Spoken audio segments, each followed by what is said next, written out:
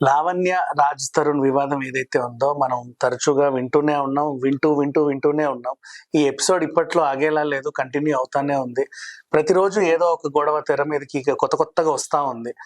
సరే, ఇప్పుడు ఏమైంది అనుకుంటే ఆవిడ మొత్తం మనిషినన్న విషయం కూడా మర్చిపోయి విచక్షణ రహితంగా టీవీ లైవ్ లో అందరూ చూస్తుండగా శేఖర్ పాషా అనే అబ్బాయిని, అంటే ఆమెను వ్యతిరేకిస్తున్నటువంటి అబ్బాయిని కొట్టడం జరిగింది. అది కూడా మనం చూసాం.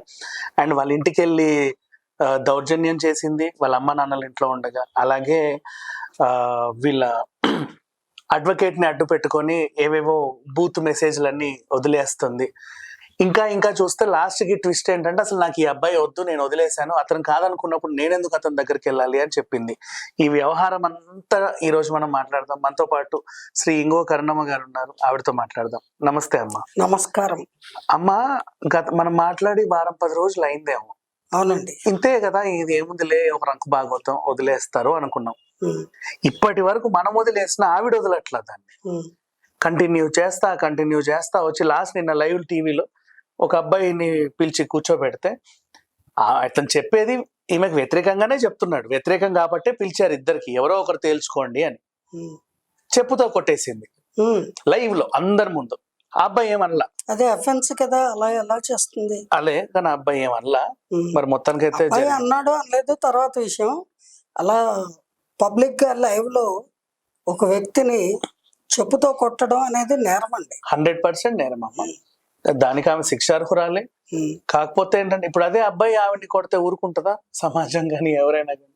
అది కూడా తప్పే కదా. ఎవరు అది సభ్యతగా కూర్చొని నిదానంగా మాట్లాడుకోవడానికి ఏర్పాటు చేసిన కార్యక్రమం, అంతేగాని దెబ్బలాడుకోవడానికి కొట్టుకోవడానికి ఏర్పాటు చేసిన ప్రోగ్రాం కాదు కదా. వాళ్ళ తల్లిదండ్రులు ఇంట్లో ఉంటే బసవరాజు రాజలక్ష్మి ఎక్కడ కాకతీయ హిల్స్ లో.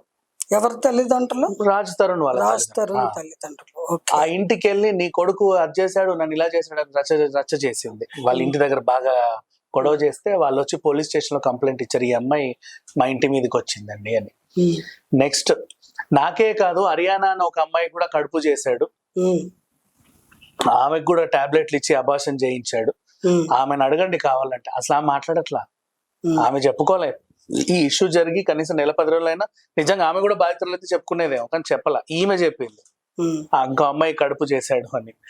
ఇట్లా ఉంది. లాస్ట్ కి నేను ఇంత కావాలనుకుంటున్నాను కదా, అతను వద్దు అన్నాక నాకు కుక్కలా వెంటబడుతున్నట్టుంది, నేనే వదిలేస్తున్నాను, వదిలేసాను, ఇంకెప్పుడు ఆయన గురించి నేను మాట్లాడను అనేది. ఎలా చూడాలి అసలు ఈ పిచ్చి స్టేట్మెంట్ ని? మానసిక రుగ్మతతో బాధపడుతున్న ఒక వ్యక్తి అనేది చాలా క్రిస్టల్ క్లియర్ గా అర్థమవుతోంది, హ్యాపీగా అర్థమవుతుంది. ఆ అమ్మాయి మాట్లాడే విధానాన్ని, ఆ అమ్మాయి ప్రవర్తించే తీరుని కొన్ని లక్షల మంది ఈ ఛానల్స్ లో చూస్తున్నారు. వాళ్ళందరికీ కూడా ఈ పాటికి అర్థమైపోయి ఉంటుంది. ఏంటంటే, మతి స్థిమితం లేని వాళ్ళు ఏం చేస్తారో వాళ్ళకే తెలియదు. ఆ మతి స్థిమితం లేకపోవడానికి కారణాలు ఆవిడ గారికి ఉన్న దురలవాట్లు అయ్యి ఉండొచ్చు, లేదా ఆవిడ ఎన్నుకున్న జీవన విధానము అయ్యి ఉండొచ్చు, లేదా ఆవిడ ఫేస్ చేసినటువంటి పరిస్థితులు ఏవైతే ఉన్నాయో వాటన్నింటి ప్రభావం కూడా అయ్యి ఉండొచ్చు. ఆవిడ మీద ఒక పక్క జాలి కలుగుతోంది, మరో పక్క చిరాకు కూడా కలుగుతోంది ప్రజలందరికీ. ఎందుకంటే చేసిన పనినే చేయడము, వద్దన్నా అదే చేయడము, నేను ఇలాగే ఉంటా, నాకు ఇదే కావాలి, నాకు ఆ ఖర్చు అయిపోయిన ₹6 కావాలి, నిన్న నువ్వు తినేసిన ఆ పండే తిరిగి కావాలి అని అడగడం ఉందే, అది పిచ్చి ధోరణే, నో డౌట్. దాన్ని అతి మొండితనము, పగబట్టిన బాగుంటుంది చూడండి, అది పగబడితే ఎక్కడికైనా సరే ఎవరి మీద పగబట్టిందో వాళ్ళని వెతుక్కుంటూ వెళ్ళి కాటు వేస్తుంది అంటారు. అలాగా ఈవిడ ఒక రకమైన వెంజస్ తోటి రగిలిపోతుంది. ఇంకా పగబట్టిన పామైనా దానికి ఏదో హాని చేస్తేనే అది పగబడుతుంది తప్ప పగపడదు. ఎవరి మీద కావాలని ఎవరి మీద పగ పెంచుకోదు.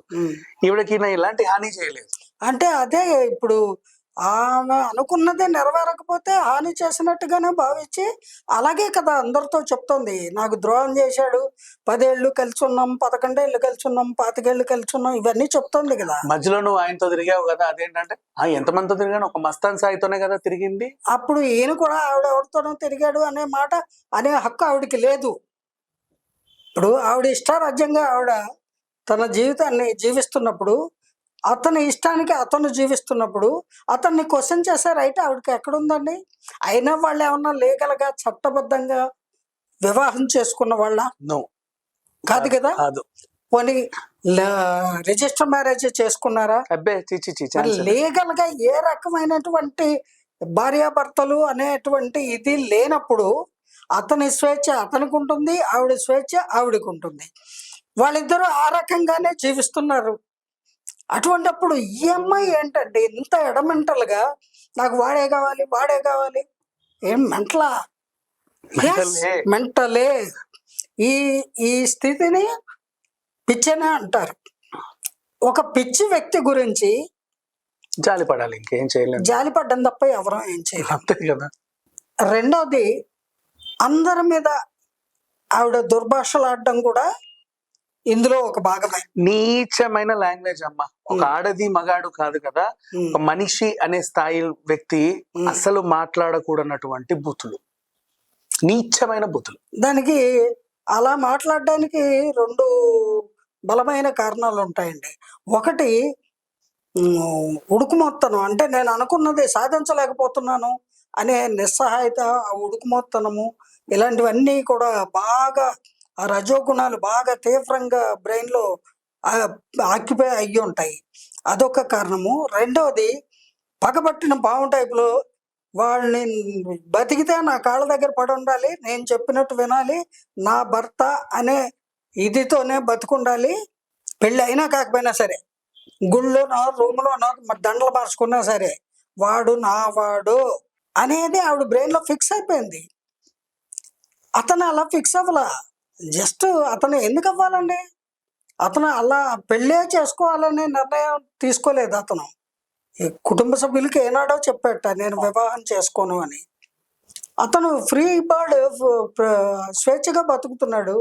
అతనిలాగా బతికే అమ్మాయిలు ఎవరైనా దొరికితే వాళ్ళతో కాసేపు కాలక్షేపం చేస్తున్నాడు. అదే నువ్వు కనిపించిందల్లా నాది, నాకు నాకు అంటే అవుతుందా? ఆ అమ్మాయి వెర్రితనం ఇది. ఇంకో విషయం, ఇలా మానసిక రుగ్మతతోటి బాధపడుతూ పిచ్చి ధోరణితోటి ఉన్మాదిలాగా ఉగ్రంగా అందరితో బిహేవ్ చేస్తూ మాట్లాడుతూ